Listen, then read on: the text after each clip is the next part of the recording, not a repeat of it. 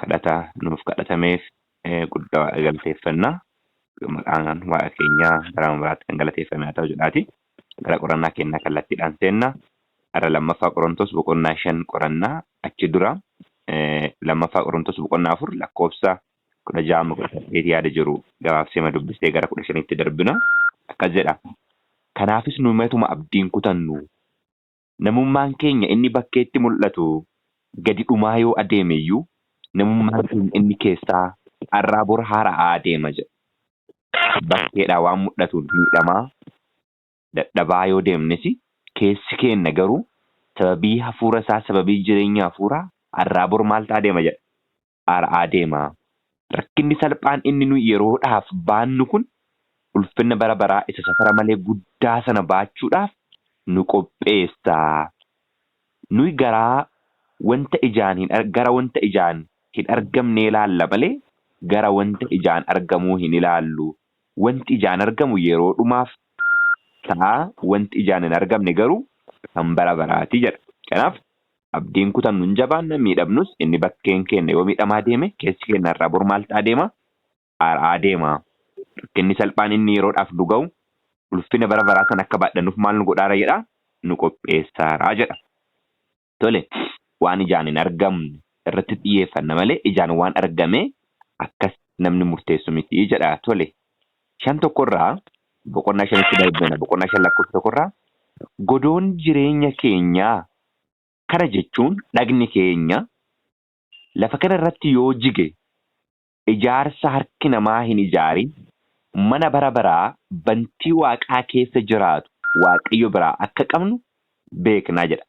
Kana jechuun dhagni keenya inni ammaa kun yoo miidhamaa yoo du'ees yoo bades kan uffannu kan hin duune kan hin jijjiiramne ulfina waaqaa akka ta'e dhagna isa hafuuraa uffannaa jechuudha. Inni kun hin jiga. Macaafni qulqulluun maal jedha? Dhiigni foon maal ta'uu hin danda'u jedha. Samii galuu hin danda'u. Kana jechuun eenyummaan inni du'u kun isa hin duune maal ta'a jechuudha? Uffata. Inni dadhabaan kun isa jiraatu isa hin dadhabne uffata jechuudha. Kanaaf inni amma si'anaa kun maal ta'a? In jiga. Foon kenna. Inni kun immoo isa bara baraa akka ta'e san uffachuuf akka jirru kan abdiin keenya inni guddaan isa kana jechuudha. Isa amma kana keessatti baay'ifnee hin aarna. Mana keenya isa waaqa irraatti dabalachuudhaaf hin hawwinaa jedha. Hin aarna isa jedhu kana nu duwwaa miti. Roomee boqonnaa 8 keessatti 8:19 bira yoo ilaalle akkas jedha. 8:19 Roomee boqonnaa 8 lakkoofsa 19 irraa uumamni hundinuu mul'achuu ijoollee waaqayyoo dhimmanii eeggachaa jiru jedhee ka eeggasiqeeti 23 irratti uumama sana duwwaatu aadamiti jedha. 22 irraa uumamni hundinuu amma ammaatti akka aaduu fi akka ciniinsifatu hin beekna. Uumama sana duwwaatu aadamiti jedha. Nuyi warri hafuura waaqayyoo akka qabdiitti arganne iyyuu ilmummaatti guddifamuu namummaa keenya inni foonii furamuu dhimminee yeroo eeggannu garaa keenyatti maal goona jedha? Hin aadnaa. Kanaaf kan aadaaruun duwwaa miti obboloota. Uumamni nu aadaara. Waan cubbuu nu qofa miti uumama hunda miidheera. Kanaaf namummaan keenya inni bakkeetti miidhamaa gaafa deemu kanaaf maal taana jedha? Isa amma akka kana keessatti baay'ifnee hin aanna jedha. Dhiphataarra akkuma sila kadhata keessatti abbaan keenya tuquudhaaf yaalan dhiigni namaa akkasumatti bakkeetti dhangala'aara. Jaalalli namaa wal keessa badeera. Kanaaf namni bakka jirutti imimmaan dhangalaasaa boo'icha boo'aa jira. Mana keenya isa waaqarraa irratti dabalachuudhaaf maal godha jedhaa? Hin hawwinaa jedha. Irratti dabalachuun keenya isa duraa ofirraa buufnee qullaa keenya akka hin adeemneef jedha.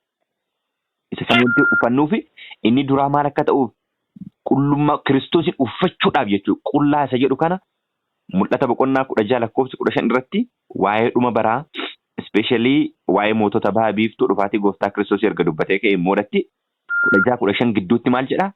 Yemmuus an sagalee tokkos kunoo an akka tuutti dhuftutti nan dhufa namni dammaqu namni qullaa isaa akkana deemne saalli isaa bakkeetti akkana mul'anneef uffata isaa eeggatu haa gammadu jedha.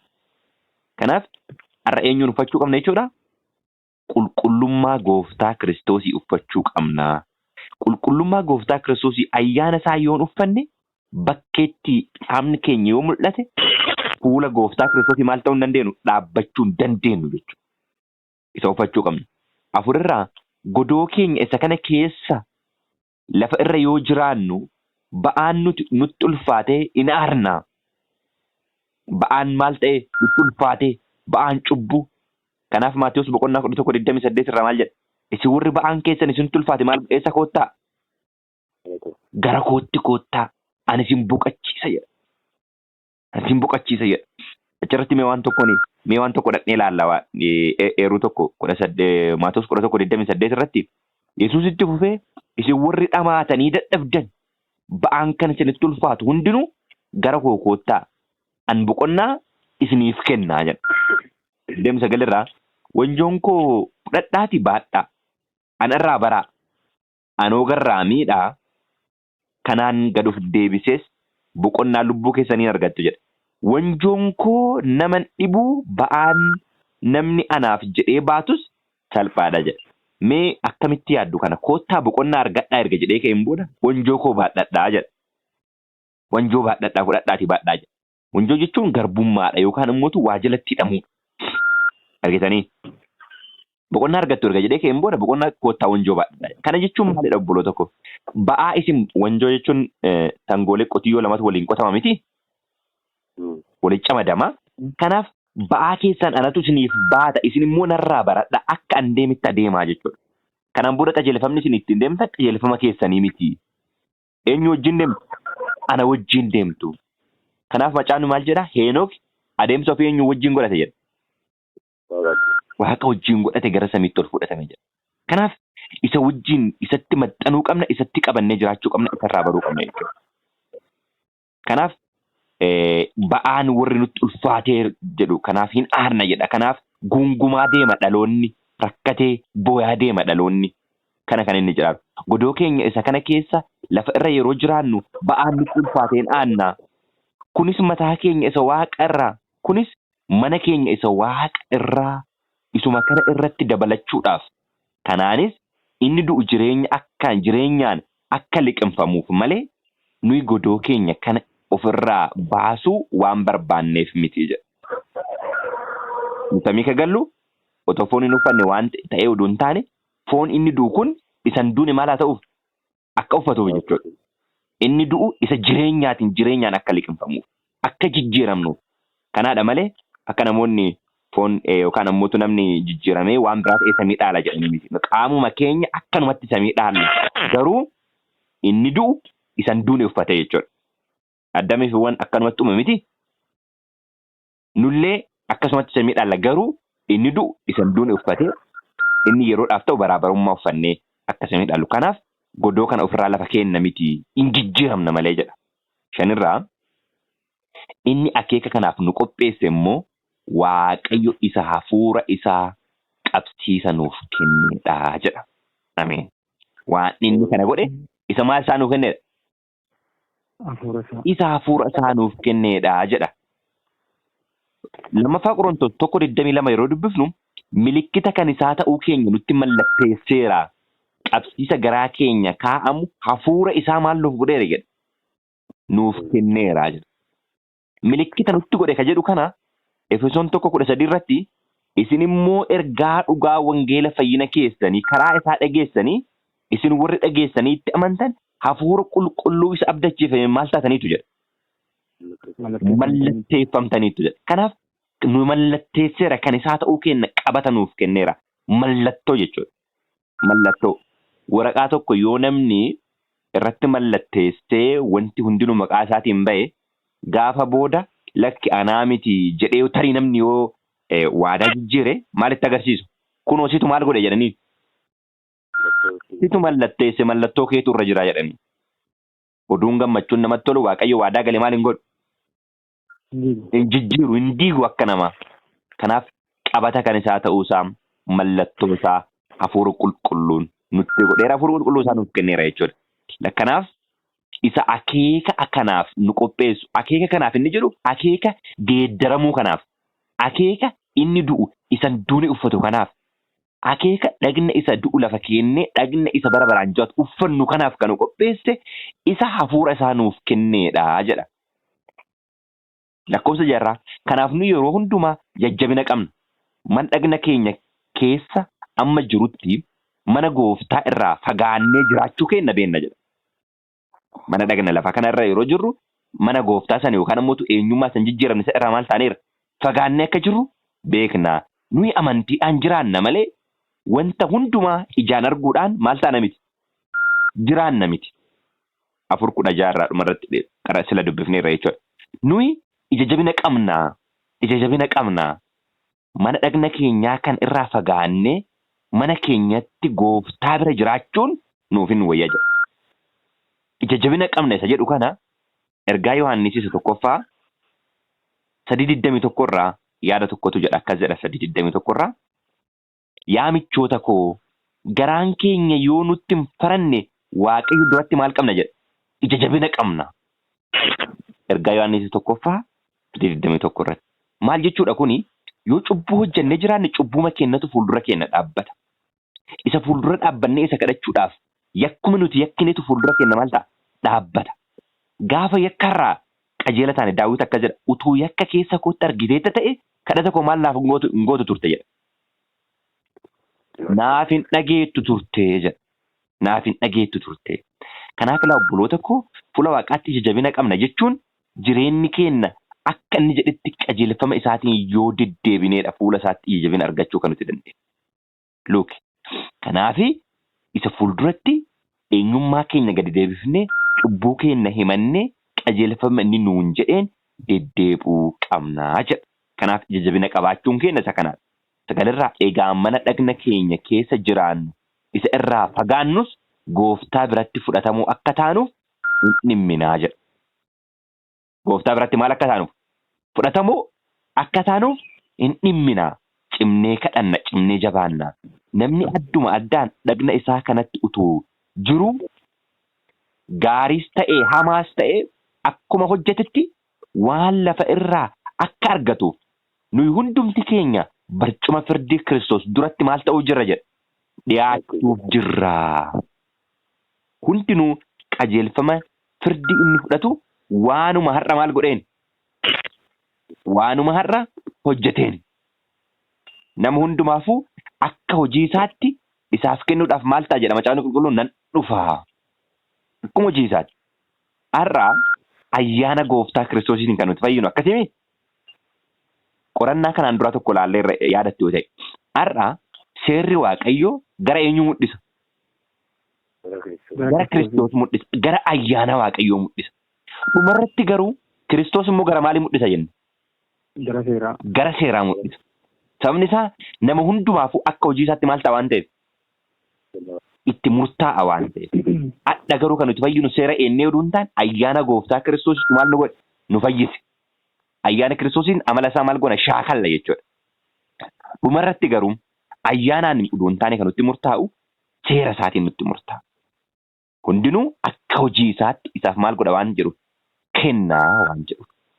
Lakkoofsa 11 irraa kanaafis nuyi goofticha sodaachuun maal akka ta'e beeknee gooftaa sodaachuu jechuun maal jechuudha? Maal akka ta'e beekna. Macaafni Qulqulluun maal jedha? Jalqabni ogummaa hundaayyuu Waaqayyoon maal godhudha? Sodaachuu. Kanaaf goofticha sodaachuun maal akka ta'e beekna jechuudha. Ogummaa akka ta'e beekna. Dubbii isaa dhaga'uu akka ta'e beekna. Yaada isaa wajjin walii galuu akka ta'e beeknee jedha. Namoonni kana tole jedhanii akka fudhatan hin goonaa. Jalqaba Waaqayyoon sodaachuun maal akka ta'e ofii keenya maal goona? Beeknaa. Erga beeknee kaaneen booda immoo namoonnis akka kana beekan maal goona? Hin goonaa. Nuyi maal akka taane immoo Waaqayyo biratti beekamaadha. Yaada garaa keessaniitti beekamaa akka ta'es nan abdadha jedha. Eenyu akka nu taane Waaqayyo maal ni beeka jechuudha. Akka eenyu nu taane Waaqayyo akka beeku isinis maal akka gootan beeka? Akka beektan barbaada jedha. Eenyummaa keenya nu eenyu akka taane maal akka taanu akka beektan Waaqayyo akka inni beeku akkasin beektan barbaadaa jedha. Tole. Kanaaf 12 irraa nuyi lammaffaa deebinee isinitti dhiyaachuu dhiyeeffachuudhaaf miti. Nuun akka of jajjaniif sababii isiniif hin kenninaa.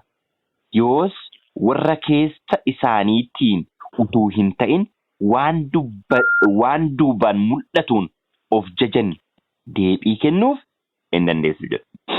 Namoonni baay'een keessa isaaniitiin hin taane gubbaa isaaniitiin maal godhu? Of jaju.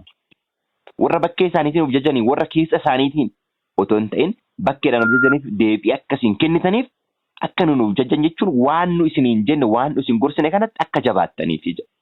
Kanaaf namni tokko kan of jaju yoo ta'e jedha Ermiyaas keessatti 9:23 irratti maal ta'uu isaatiin of ajaju jedha. Waaqayyoon beekuu isaatiin Ermiyaas boqonnaa 9:23 baasuu dandeessa. Hin baafname. Waaqayyo namni ogeessi ogummaa isaatiin of hin jajin. Inni jabaanis jabina isaatiin maal hin godhin? Of hin tuulin. Inni badhaadhaanis badhaadhummaa isaatiin maal hin godhin? Hin koorin. Namni an Waaqayyo akka ta'e beeku lafa irratti gaarummaa, qajeelummaa fi firdii qajeelaa akka godhu hubatu isa kanaan of ajaju jedha. Tokkoffaa an Waaqayyoon akka ta'e namni beeku. Lammaffaa gaarummaa namni hojjetu, qajeelummaa fi firdii qajeelaa namni kennu kanaan maal haa godhu jedha. Of ajaju. Kanaan ala kana gochuu isaatti haa gammadu jechuudha malee ogummaa ofiitiin waan tokkoonis akka kanan goone jedha. Kanaaf warra bakkee nu duun taane keessa isaaniitti nu duun taane bakkeedhaan warra hojjetanitti akkasin dubbattaniif kana godha. Nu yoo qalbii dabarsine Waaqayyoof qalbii dabarsine jedha. Qalbiin keenya guutuu yoo ta'e immoo isumaaf qalbiin keenya guutuu kan jedha. Yoo miraannes yoo qalbii dabarsan nuun jedhanis qalbii dabarsan nuun jedhamuun kun eenyurraa ka'eedha jedha. Waaqayyoof jechuurraa ka'eedha. Phaawulos iddoo tokkotti yoo eenyummaa koo barbaaddani jedha. An beekaa seeraati. Gamaaleel beekaa seeraa jala taa'ee maalan ta'e jedha. Baradhee. Eenyummaa koo yoo barbaaddan Hibruudhaan Ibraawii guyyaa 8ffaatti dhanna qabadhe jedha. Hinaafa mana qulqullummaatti yoo jettani namoota ajjeesaa turedha jedha. Garuu jedha Kiristoosiin beekuudhaaf jedhee kana hundumaa akkamitti lakkaa jedha. Akka kosiitti akka waan womaa fayyanneetti ilaala jedha. Eenyummaan koon hundinuu Kiristoosiin deebi'aa jedha. Kanaaf yoo qalbii dabarsines ka jedhu Filiphisius 1:21 irratti akka jedha obboloota koo. Filiphisius 1:21 irraa Phaawulos anaaf Kiristoos jireenya kooti jedha. Du'uun immoo bu'aa kooti. Yoon jiraadhe ittuma fufee lafa irra jiraachuu kootiin caalatti hojii ija qabu nan hojjedha yoo ta'e garuu waan fo'adhu hin beeku jedha. Yoo du'es ulfina isaati, yoo jiraadhes ulfina isaati. Yoo jiraadhe hojii isaa kan hojjedhu ta'e kamiin keessaa akka fedhadhu hin beeku. Yeroo inni jedhu argine hin jenne. Kanaaf qalbii dabarsines yoo ta'e namoonni ebalu qalbii dabarse maal ta'e akkas ta'e yoo jedhanis kun hundinuu eenyuuf ta'e? Kiristoos. Kana jala murree beekuu qabna jechuudha. Namni tokko hundumaaf akka du'e kanaafis namoonni hundinuu du'uun isaaniif amannee waan fudhanneef jaalalli Kiristoos nu qaba jedha. Jaalalli Kiristoos 14 kana Oromiffi spelling qajeelanii kan jiru 14 irraa Ingiliffi. For the love of Christ constrained us because we thus judge that if one died for all, then we were all dead. Kana jaalala Kiristoositu maal na godha jedha? Na dirqisiisa jedhee dubbatee hin jedhee jechuudha. Onesimoos namni qabu 14 kana meenuu dubbisaa. Okay. Yoo hin jiraanne namni tokko hundumaaf du'e Kiristoosii nullee akkasaa jireenya bara bara argachuudhaan maal ta'uu qabna? Du'uu qabna jechuudha. Jireenyi foonii namummaan foonii jireenyaan jalqabee du'aan maal ta'a? Xumurama. Jireenya hafuuraa hoo maal ta'a jenne kanaan dura yeroo qoran? Du'uudhaan jalqabee jireenyaan maal ta'a? Xumurama jechuudha. Eenyummaan kenna du'a wala kakaa. Egaa warri jiraatan sichi isa isaaniif jedhee du'e du'aa kaafame malee ofii isaaniitiin akka hin jiraannetti inni hundumaaf du'eera jedha. Ameen. Kanaan booda namni hundinuu kan jiraatu isa isaaniif jedhee du'e Kiristoosiin isa du'aa kaafameef malee ofii isaaniitiif akka hin jiraanne inni hundumaaf du'eera. 16 kanaaf du'a keenya ka fudhate Kiristoos nuuf jedhee kan du'e jechuudha.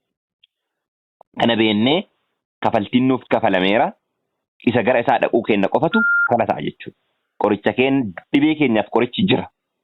Namni tokko dhibee hamaa, dhibee hin fayyine, dhibee barootaaf isa rakkise mana yaalaa kamuu dhaqee ka dadhabeef yoo namni tokko dhaqee ebaluun bira qorichi jira isa argattee yennaan hin fayyita gaafa jedhaniin namni suni boqonnaa argataa haga dhaqee qoricha isaa fudhatuuf. Boqonnaan argatu dhiphina ofii yaada waan ta'eef dadhabee dhaqa. Sa'aatiin itti gabaabbata bira dhaquudhaaf. Kanaaf dhibee barootaa keenyaaf falli jira. Innis eenyudha? Kiristoos isa nuuf jedhee du'aaf ka'e jechuudha. Egaa nuyi amma jalqabnee eenyuun illee akka alaan ilaalamutti hedanna miti. Kiristoosiin iyyuu akka alaan ilaalamutti hedannee yoo ta'e sichi akkasitti isa maal hin goonu jedha. Hin hedannu. Maaliidhaaf kana jedhas hin fakkaata. Inni bakkeedhaan mul'atu Kiristoos eenyu isaati? Namummaa isaati miti. Kan nuti sagannu, kan nuti hedannu namummaa Kiristoos utuu hin taane eenyummaa Kiristoosiiti. Waaqummaa isaati. Waaqummaan isaa ammoo namummaa keessatti maal ta'e jedha? Dhokate jedha miti. Kanaaf isa bakkee utuu hin taane Kiristoosiin kan nuti hedannu isa keessa jirudha. Argitanii? Nuti namummaa Kiristoos isa bakkeetti mul'atu fakkaachuudhaaf. Dhamaana garuu namummaa Kiristoos isa bakkeetti mul'atu namummaa utuu hin taane kan nuti hedannu waaqummaa isa Kiristoosiin keessa maal ta'e? Buqate isa Kiristoosiin keessa jiru waaqummaa isa abbaati jechuudha. Kanaafidha bakkeetti akka bakkeetti nama hedanna miti. Nama miti Kiristoosiinuu jedha. Nagama miti sagaleen koo? Nagama. 16 Ingiliffisaas akka jedha 16 Ingiliffaanis dubbisaa. Wherefore henceforth now we know man after the flesh. Yeah, though we have known Christ after the flesh. Kiristoos inu foon isaatiif yet now henceforth know we him no more.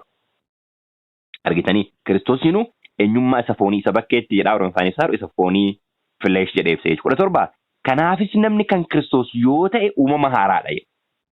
Inni muufaan darbee kunoo inni haaraa maal ta'eera? Dhufeera. Wangeela Yohaannis 1:13 irratti akkas jedha. Isaan kun Waaqayyotti dhalatan malee dhiigatti maal ta'an miti.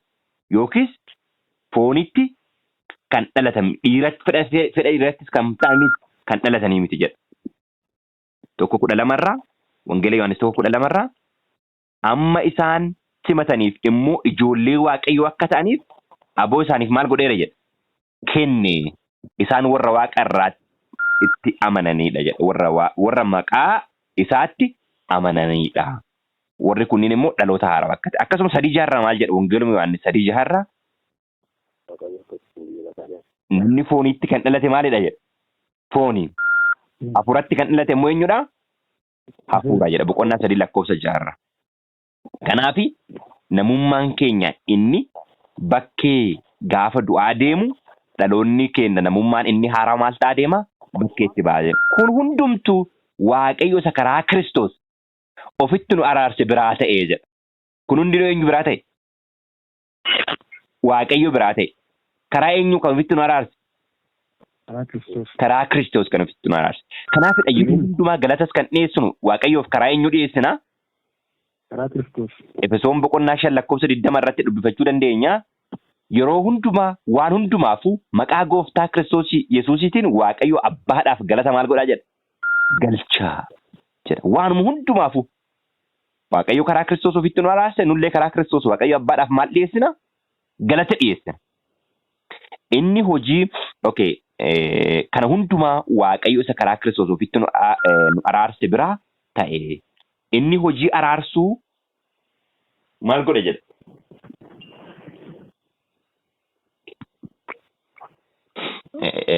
Kanaaf inni hojii araarsuu kana maal godhe nutti kenne. Namoota akka dabarsuuf nutti kenne. Hojii araarsuu kana namoota akka araarsinuuf jechuudha. Namoota akka Kiristoositti maal goonuuf araarsinuuf. Tole.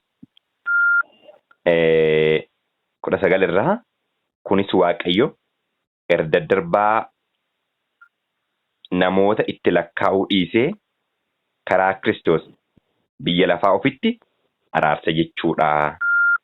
Egaa araara isa kana immoo hadaraa maal godhe jedha nutti kenne. Hadaraa nutti kenne. 20 egaa nuyi afaan Kiristoos taanee ergamneerra Waaqayyo karaa keenya isinin dhageessifata. Waaqayyotti araaramaa jennee qooda Kiristoos taanee isin kadhanna jedha. Qooda eenyu taanee? Qooda Kiristoos. Qooda Kiristoos taanee. Waaqayyo karaa Kiristoos nama ofitti araarse nu Kiristoosiin bakka buunee namoota gara eenyutti waamna?